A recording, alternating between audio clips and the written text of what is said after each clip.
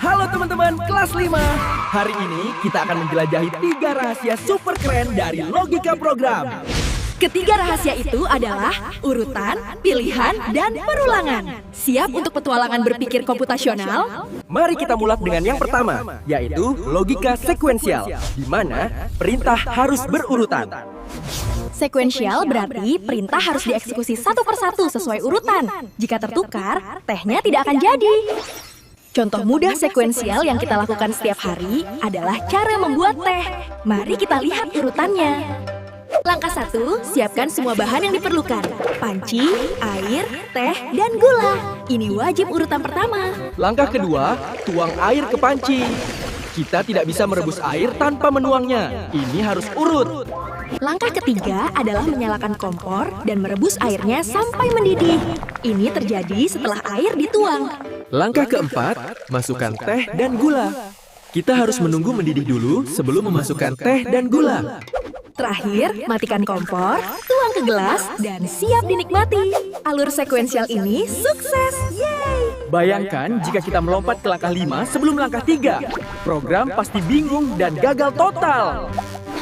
Dalam coding, sekuensial adalah setiap baris perintah yang dibaca komputer secara runtut, dari atas ke bawah.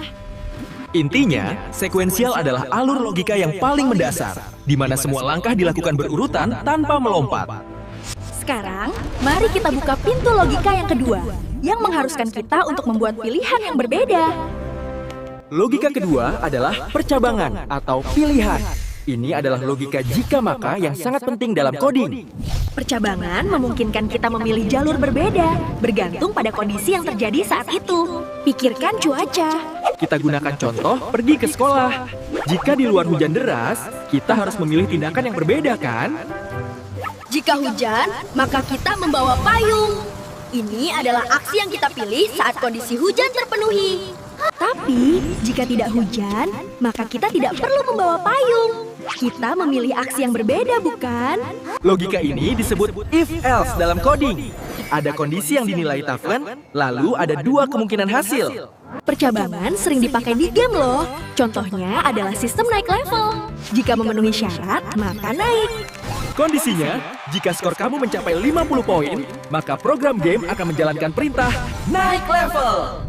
Tapi jika skor kita hanya 49, kondisi mencapai 50 tidak terpenuhi, sehingga kita tetap di level ini. Kunci dari percabangan adalah mengevaluasi kondisi. Apakah kondisi itu benar atau salah? Kan, percabangan bisa punya banyak pilihan. Misalnya, jika A, maka lakukan X. Jika B, maka lakukan W. Tiap kita membuat keputusan sehari-hari, kita sedang menerapkan logika percabangan. Contohnya, memilih baju. Penting diingat, percabangan hanya akan mengeksekusi satu jalur saja, tergantung hasil penilaian kondisi.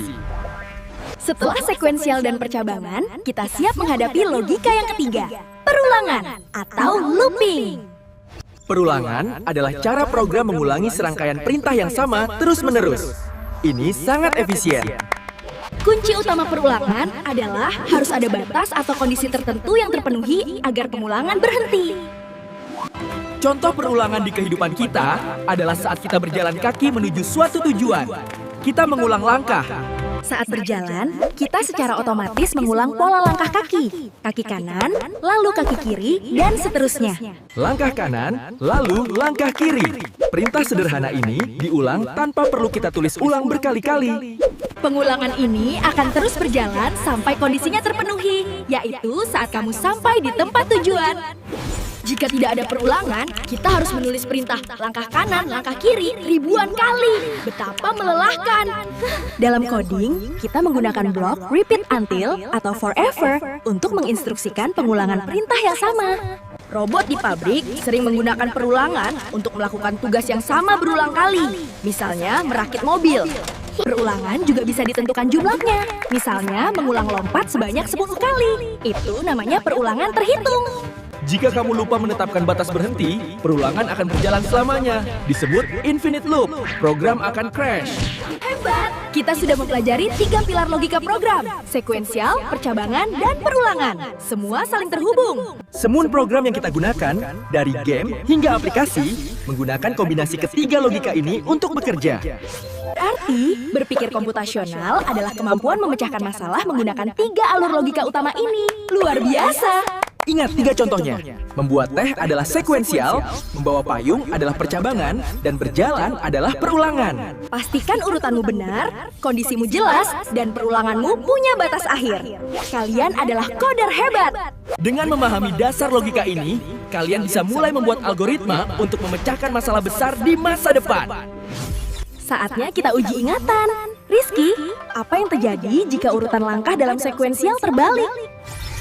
Jika terbalik, tehnya tidak akan jadi. Sekuensial harus berurutan.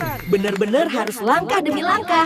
Pertanyaan kedua, logika apa yang kita gunakan saat memutuskan membawa payung karena ada kondisi hujan? Itu adalah percabangan, logika jika maka.